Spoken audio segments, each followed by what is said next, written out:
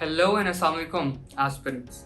Welcome back to the series where I help you engineer your CSS journey. So let's come on and discuss how to start making notes. ये एक बहुत बड़ा question है जो कि एक aspirant जब तैयारी स्टार्ट करने लगता है उसके वो फेस करता है द सेम वे मैंने फेस किया था. तो अगर मैं नोट्स मेकिंग को डिवाइड करूं तो नोट्स मेकिंग के 3 मेजर पार्ट्स होते हैं.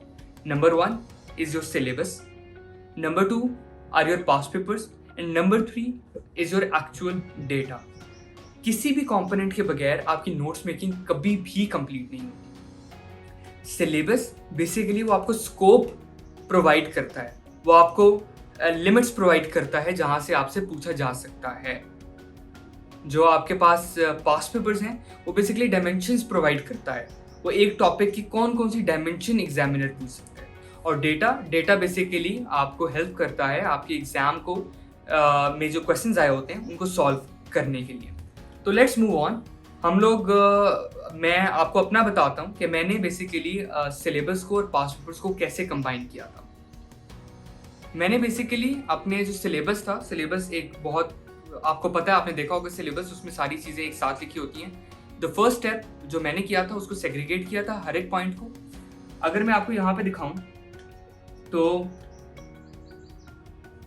यहाँ पे मैंने सिलेबस को सबसे पहले सेग्रीगेट कर दिया है डिफरेंट पॉइंट्स के अंदर. उसमें सेग्रीगेट करने के बाद I started opening past papers. Past paper के जो क्वेश्चन जिस पार्ट में से आता था मैं उधर आगे मेंशन कर लेता था. फॉर एग्जांपल यहाँ पे अगर मैं देखूँ तो आई नो कि जो यूनिवर्स है वो 2018 के 2 के ए पार्ट में आया था. अच्छा, फिर मुझे पता है कि जो सोलर एंड ल्यूनर एक्लिप्सेस हैं वो 2018 में आए थे, 2017 में आए थे, 2015 में आए थे और 2014 में आए थे. अब इस तरह से जब आप एक दफ़ा अपने पास्ट पेपर्स और सिलेबस को ऑर्गेनाइज कर लेते हैं तो जो नेक्स्ट स्टेप आप करते हैं आपको एक बिगर पिक्चर मिल जाती है कि सबसे ज़्यादा क्वेश्चंस किस पार्ट में से आए होते हैं. अब फॉर एग्जाम्पल अगर मैं स्क्रॉल करूँ इस डॉक्यूमेंट को बड़े मज़े से तो मुझे पता चल रहा है कि सेमीकंडक्टर्स में से बहुत कुछ पूछा गया है, फर्टिलाइजर्स में से, एंटीबायोटिक्स में से, वैक्सीन में से बहुत कुछ पूछा गया है. देन अगर मैं बात करूं तो हमारे regional and global air pollution issues में से बहुत कुछ पूछा गया है. इसके अलावा कंसेप्ट ऑफ बैलेंस डाइट में से क्वेश्चंस पूछे गए हैं हमारे से, और बाकी छोटे छोटे जो क्वेश्चंस हैं वो बाकी पार्ट में से पूछे गए हैं. तो मैंने अपनी जो स्टडी है उसको प्रायोरिटाइज कैसे किया था, जो क्वेश्चंस सबसे ज़्यादा पूछे जाते थे सबसे पहले मैंने उनके नोट्स बनाना शुरू किया और बाकी आहिस्ता आहिस्ता करके उनको कम प्रायोरिटी देके उस हिसाब से तैयारी की थी. अब जो दूसरा फ़ायदा इसकी सेग्रीगेशन से मुझे हुआ कि जब भी मैं सोलर एंड ल्यूनर इक्लिप्स के नोट्स बनाऊंगा मैं सबसे पहले 2018 का क्वेश्चन नंबर 2B खोल के देखूंगा कि उसने कौन सी डायमेंशंस पूछी इन एक्लिप्सेस को लेकर. Then I will go for 2017, then 15 and then 14. अब मुझे पता चल जाएगा कि एग्जामिनर इस तरह के सवाल मेरे से पूछता है, मैं अपने नोट्स में वो सारी चीज़ें इनकॉर्पोरेट कर लूँगा. तो ये जो पहले 2 पार्ट्स थे ये हमने कवर अप कर लिए कि हमने अपने सिलेबस और पास्ट पेपर्स को कैसे इंटीग्रेट करना है to find out the data required to answer the questions as in the examination.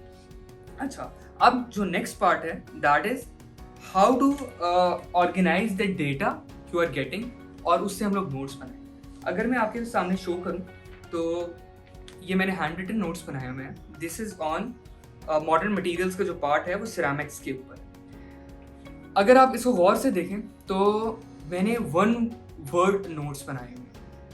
आप ये सोचते रहेंगे कि यार मैं पहले डिटेल नोट्स बनाऊंगा, उसको शॉर्टन करूंगा, लेकिन टाइम इतना कम रह जाता है कि ऐसा करना मुमकिन ही नहीं रहता. तो मैंने जो पहले नोट्स बनाने शुरू किए थे वो बड़े शॉर्ट बनाने शुरू किए थे. अगर इसमें देखें आपकी जो डेफिनेशंस हैं, डेफिनेशंस के ऊपर मैंने मार्किंग की हुई है जिससे मुझे पता चलेगा कि इस डेफिनेशन में कितने पार्ट्स हैं.